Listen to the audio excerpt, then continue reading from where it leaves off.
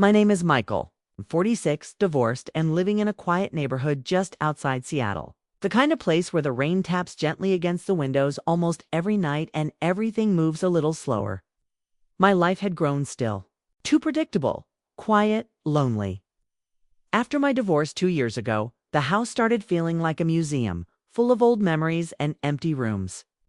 My daughter Emma, who's 20 now, comes home on weekends from college, but otherwise I spend most of my time working, cooking frozen dinners, and falling asleep to late-night talk shows.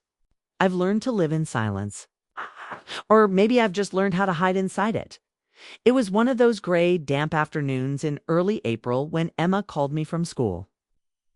I could hear tension in her voice. She said her best friend, Haley, was in a rough spot and needed a place to stay for a while. Her voice softened when she said it like she was testing my boundaries. Apparently, Haley had gotten into a huge fight with her mother, packed a bag, and had nowhere to go. She was sleeping in her car. Just for a few weeks, Dad, Emma, said, "Please, you remember Haley?" Of course I remembered Haley. I hadn't seen her in over a year. But she used to be around all the time when the girls were in high school. Back then, she was this energetic, loud, slightly wild kid, always talking, always laughing, always challenging me on the dumbest things, like whether pineapple belonged on pizza. She had a light in her. I remembered that much. But when she arrived at my door that evening, she wasn't a kid anymore. She stepped out of the rideshare with nothing but a duffel bag, her hoodie soaked from the rain, and eyes that looked exhausted but still sharp. I opened the door and just stood there. For a second, she had changed. She was striking. A little taller curves that weren't there before, and a quiet confidence in the way she carried herself, even though her world was clearly falling apart. Her hair was pulled into a messy bun, damp from the rain, and her jeans clung to her legs like they had been through hell. She looked up at me, forced a tired smile, and said, "Hey, Mr. K." Her voice was soft now. No more sass. Just gratitude. And maybe a little sadness. I stepped aside and let her in. Emma came downstairs and threw her arms around Haley like she hadn't seen her in years. They went upstairs and disappeared into Emma's room, talking a mile a minute. I stood there in the hallway, still trying to understand what I was feeling. I told myself it was nothing. It's concern. Just a father trying to help a friend of his daughter's. But even then, I knew something had shifted. Something I wasn't ready to admit. Later that night, after dinner, I passed by Emma's room and heard them laughing. That kind of laugh. Girls only share when the world outside feels like too much. But after the laughter faded, there was a silence. A heavy, whispering silence. I couldn't hear what they were saying, but I didn't need to. I just stood there, my hand brushing the wall, realizing how strange it felt to have another person in the house again. Not just a presence, but a woman's presence. And the woman in question happened to be the one person I should not be thinking about in that way. When I went to bed, I tried to sleep, but it didn't come easy. I kept thinking about the way Haley looked at me, the way her eyes lingered for just a second too long. Was it in my head? Maybe, but the memory of it felt too real to ignore. I wasn't blind. I knew what I felt. That flicker of something I hadn't felt in years, not since the early days of my marriage. Not since my wife stopped looking at me like a man. I stared at the ceiling, listening to the hum of the heater kick on, the quiet creak of the floors upstairs. Somewhere up there, Haley was settling into a strange bed, in a stranger's house. Probably afraid, probably broken in ways I didn't even understand yet. But I wasn't thinking like a protector. That was the truth I didn't want to face. There was something more rising in me. Something wrong, something human, that craving to be noticed, to be wanted, and maybe to cross a line that should never be crossed. But I said nothing, did nothing. I closed my eyes and told myself it was just one of those moments. A passing thought. A lonely man's tired imagination. Still, I couldn't shake the sound of her voice, or the way she looked at me when she first walked in. Something had changed, and I knew even then. Nothing in my house would ever be the same again. Asterisk a few weeks. Passed since Haley moved in, and things settled into a strange new rhythm. Emma was gone most days between classes, her part-time job, and weekends with her boyfriend Liam. I hardly saw her. But Haley, she was around all the time. At first, she kept her distance, polite, quiet, respectful. But slowly, she started to drift into my world little by little, like warm water creeping over your toes before you realize you're in too deep. She began making coffee in the mornings, humming old pop songs in the kitchen. One day she asked me where I kept the olive oil. The next, she was cooking dinner. Real meals. Not microwave stuff like homemade pasta with garlic bread, pan-seared chicken, salad with fresh lemon dressing. It was unexpected and intimate. Like she was trying to build something inside the walls of a house that had been cold for too long. I told myself I was just grateful, just impressed. It's nothing more. But the way she moved around the kitchen barefoot, her hair in a messy bun, the way she smiled without trying to hide it was hard not to notice. I'd sit at the table pretending to scroll through my phone, but I was watching her. I was memorizing the way her laugh bounced off the cabinets, the way she chewed on the inside of her cheek when she was thinking, the way she sometimes looked at me over her shoulder with eyes that made me feel like I was 25 again. I hated how much I liked it. One evening, I was in the garage trying to fix a shelf that had been leaning for months. The wood was uneven, the screws weren't going in right, and I was cursing under my breath when Haley walked in holding a cold soda. She handed it to me and leaned against the wall watching me work. "You need help?" she asked with that sly little grin of hers. I raised an eyebrow. "You know how to use a drill?" She laughed. "Better than you, apparently." She took the drill from my hands like she'd done it 100 times. Her fingers brushed mine quick. Small, but it was like a jolt. That kind of touch that meant nothing and everything all at once. I stood there, pretending to be amused, pretending not to feel that pull. But I did. God, I did. We finished the shelf. Or really? She finished it while I stood there acting like I was supervising. As we left the garage, we were closer than we'd ever stood before. Our arms touched, her perfume lingering in the air between us. There was a beat of silence, a pause that said something was building. She looked up at me, her lips slightly parted, and I wanted to kiss her right there. I didn't, but the wanting was dangerous enough. That night, after dinner, Emma was in her room FaceTiming Liam. I found myself on the porch again, sipping a drink, trying to clear my mind. The sky was dark and the rain had just started falling, soft and steady. Then I heard the door open, and there she was, Haley wrapped in a fleece blanket, barefoot again, holding her own glass of wine. She sat next to me without a word. For a long moment, we just listened to the rain. She started talking quietly at first about her fight with her mom. How it wasn't just one fight, but years of little wounds that finally bled out. She talked about feeling alone, unwanted, like she didn't belong anywhere. Her voice cracked when she said, "Sometimes I think people only love the version of me that's easy to be around." That did something to me. Broke something open inside me. I turned toward her, saw the shimmer in her eyes, and without thinking, I reached for her hand. She let me, held on to me like she'd been drowning for years, and I was the only thing keeping her above water. There was nothing romantic in that moment, nothing sexual. Just two people sitting side by side, broken in different ways, finding something familiar in each other's hurt. But what came after? That was something else. She leaned her head on my shoulder, and I didn't pull away.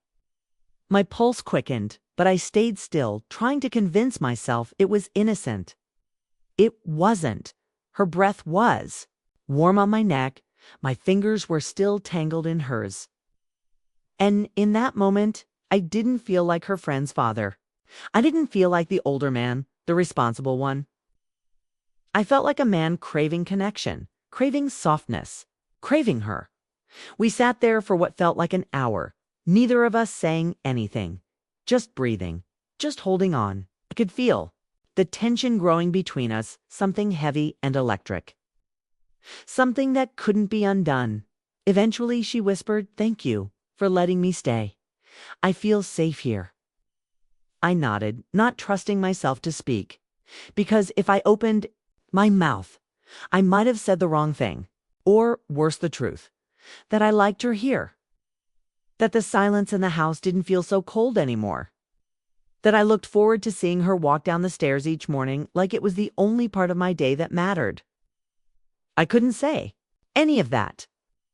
So I sat there, silently sinking deeper into something I knew I had no business feeling. And the worst part, she knew. She didn't say it. She didn't have to. The way her fingers gently squeezed mine said it all. Whatever this was, it had already begun. It happened on a Saturday night, the kind of night that sneaks up on you quiet, harmless at first, but filled with the kind of tension you can feel under your skin. Emma had gone out of town to visit Liam's parents, and for the first time in weeks, the house felt oddly peaceful. Just Haley and me, no daughter in the next room. No reason to pretend we weren't slowly orbiting each other more closely every day. I picked a movie, something romantic, and said honestly, I don't even remember what it was now. What I do remember is the way she curled up on the other end of the couch, legs tucked under her, wearing one of those oversized hoodies that somehow made her look even more beautiful. She wasn't trying to be sexy. She wasn't trying to be anything. And maybe that's what made it so hard to look away. We watched in silence. The only light coming from the TV and the soft glow from the kitchen behind us. Halfway through the movie, there was a Cena love story falling apart. Haley wiped a tear from her cheek. I turned my head and without thinking, I reached out. My hand touched her face, gentle, just to brush away the tear. She didn't flinch. She didn't laugh it off. She leaned into my touch like it was something she needed, something she'd been craving just as much as I had. I don't know who moved first. Maybe it was both of us. Maybe that moment had been building for weeks and finally tipped over. But suddenly, her lips were on mine. Soft at first, hesitant, almost scared. Then deeper, fiercer, like we had both been holding something in for too long and couldn't keep it buried anymore. My hands found her waist, her neck, her hair. She climbed into my lap like it was the most natural thing in the world, like we had done this before in another life.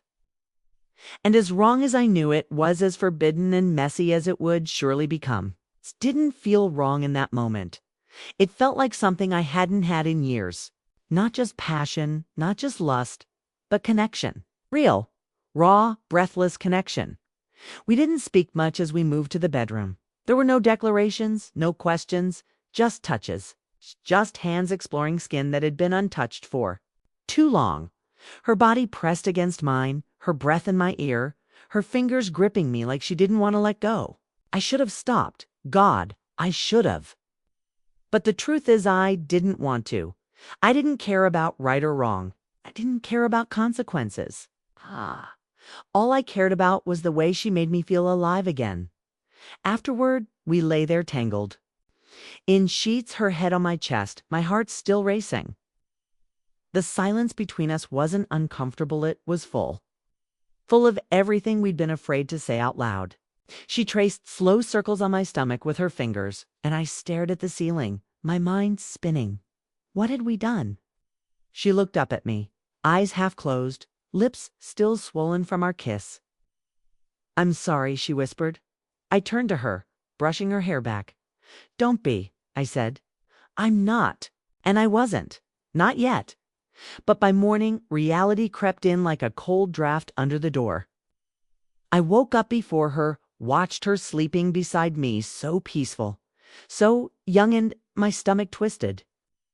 I slipped out of bed, put on my clothes, and sat at the kitchen table with a cup of coffee, staring into nothing.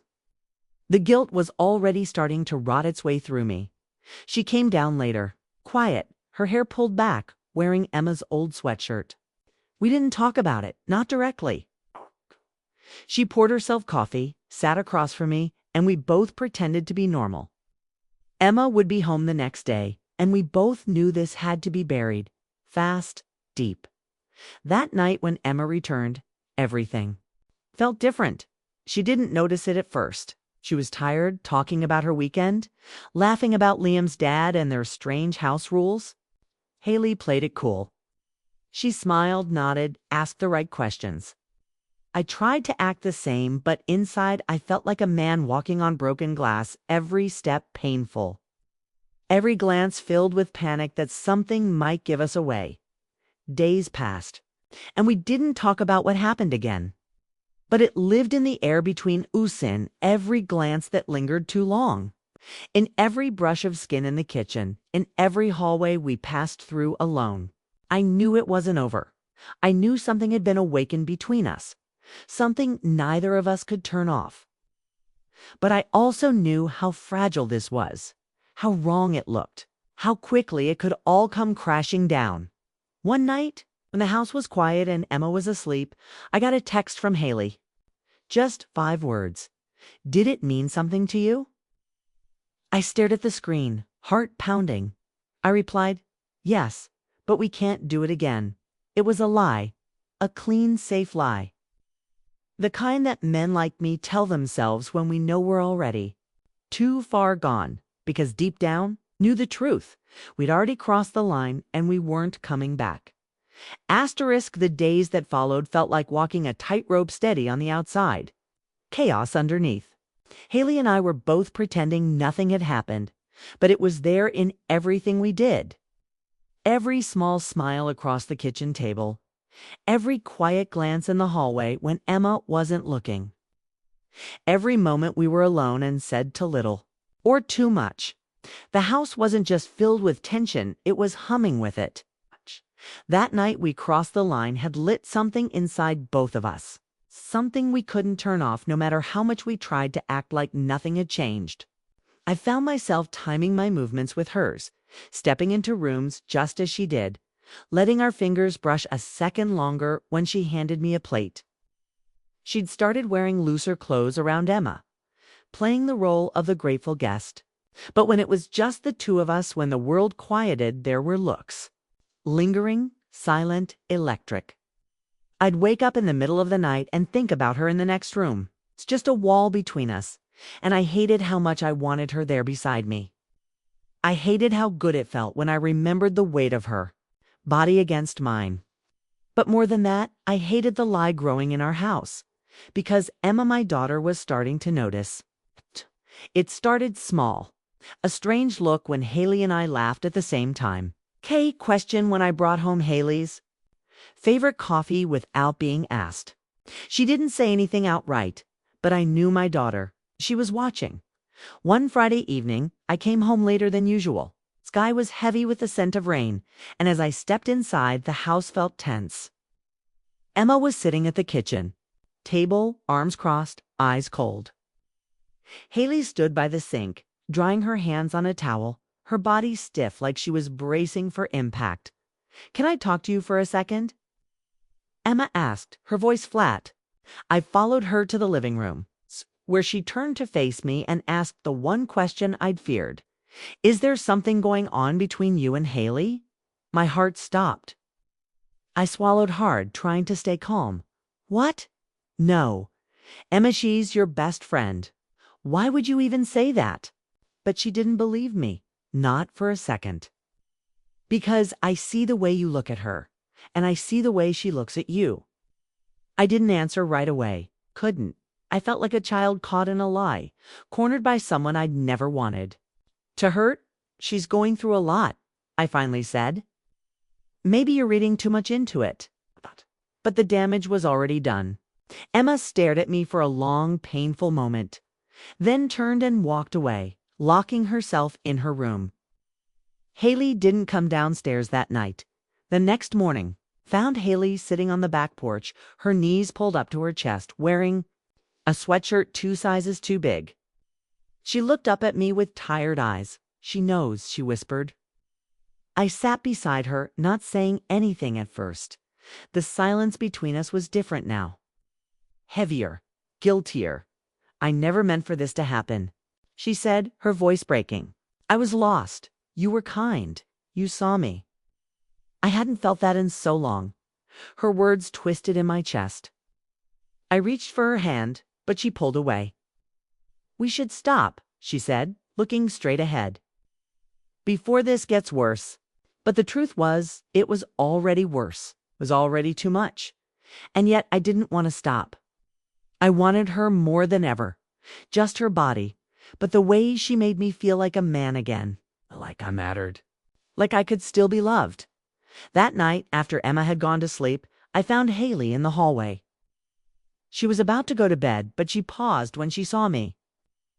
We stood there, inches apart, both of us unsure. Do you regret it? I asked. She didn't answer right away. Then she whispered, no, but it's tearing me apart. I stepped closer, unable to resist. My hand cupped her face, and she closed her eyes, leaning into me one last time. We kissed again, slow, aching, filled with everything we were afraid to say out loud.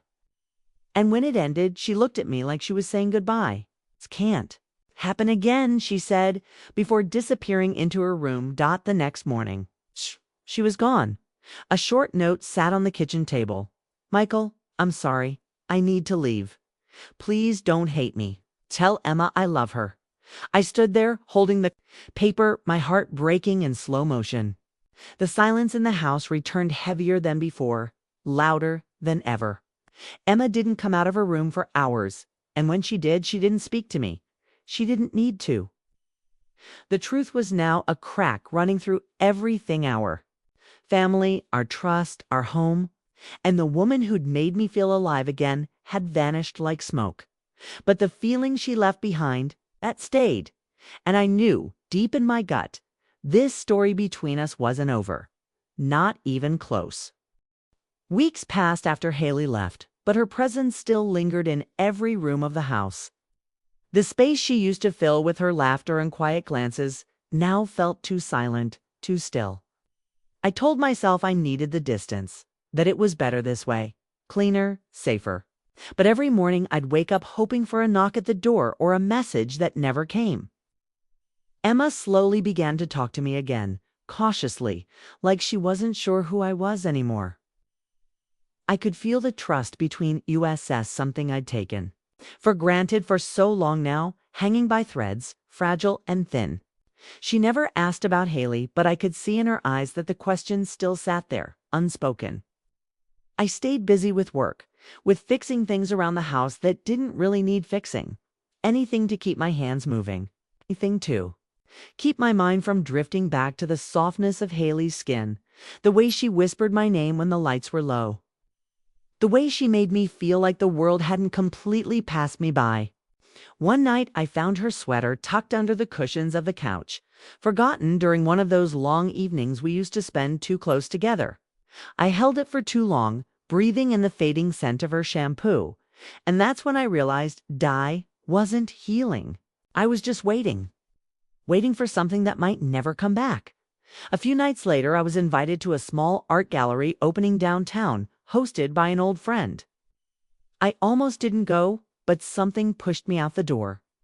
Maybe I needed to be around people again. Maybe I just needed to prove to myself that I could.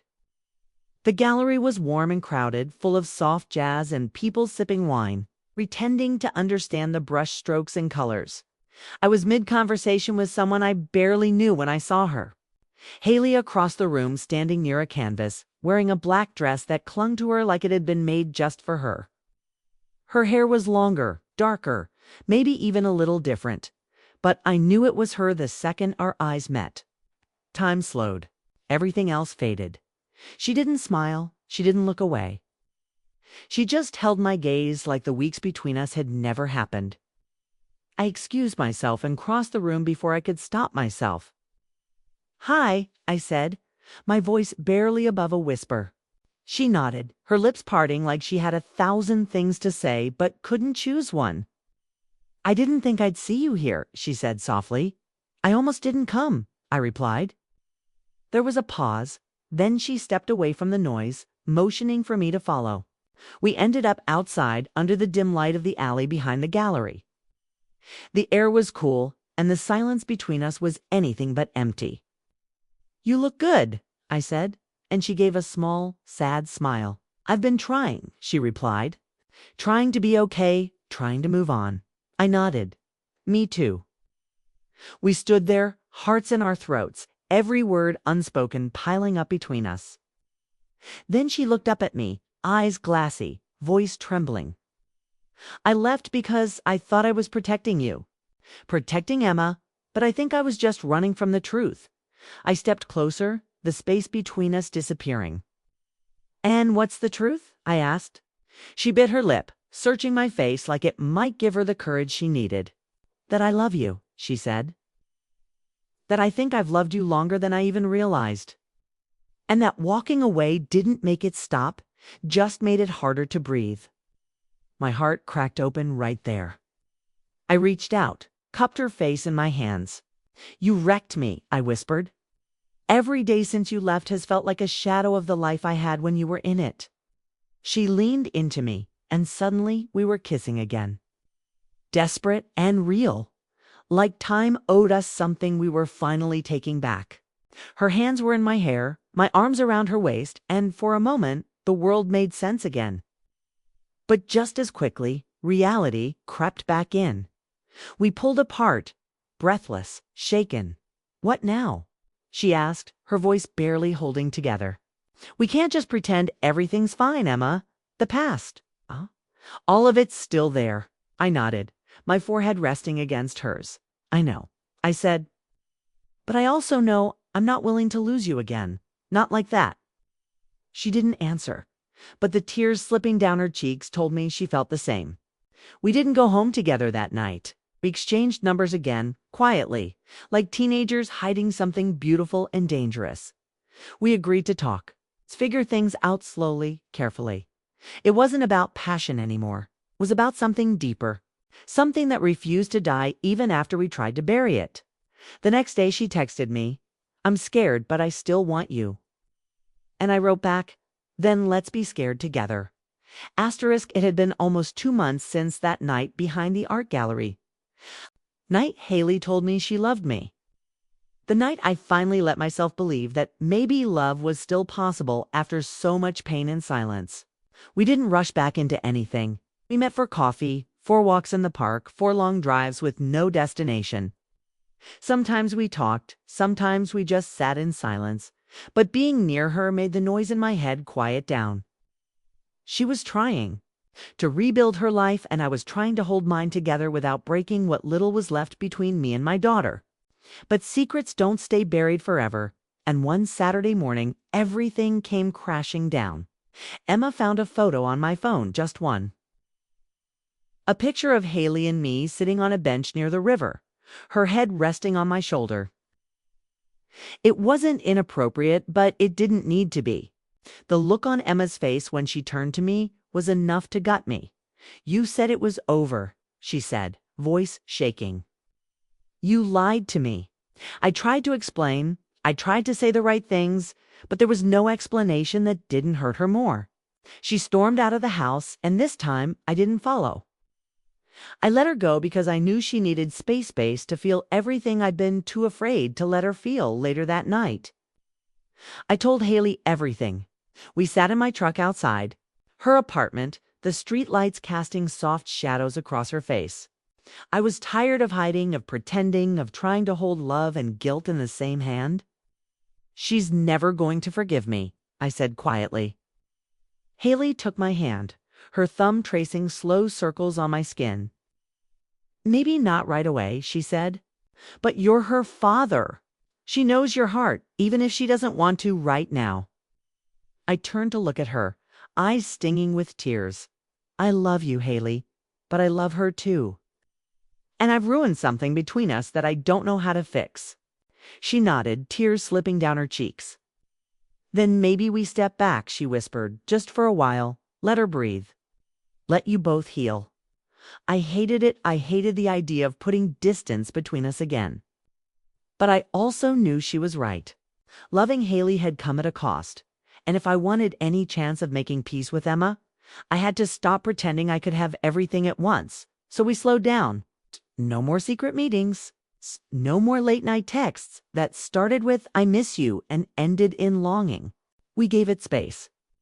Emma eventually came home, quieter than usual, but at least she was there.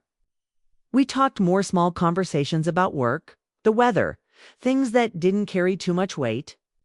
But every now and then I'd catch her staring at me with sadness in her eyes, like she was still mourning the father she used to believe in. One night, we finally really talked. She asked me how long it had been going on. I told her the truth, the whole truth. She cried. I cried. And then she asked the question I wasn't ready for. "Do you love her?" I looked her in the eyes and said, "Yes. I didn't mean to, but I do." And then, after a long silence, she said something I never expected. "Then you better not hurt her, because if you do, I'll never forgive you." That was the turning point. It didn't fix everything, but it cracked the door open to something new: understanding, maybe even acceptance. Weeks passed and I didn't reach out to Haley. Not because I didn't want to, but because I needed to make sure I wasn't using her to escape my guilt. I wanted to be whole before I tried to build something real again.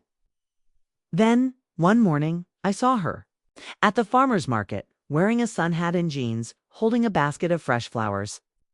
Our eyes met, and she smiled that slow, soft smile I had memorized.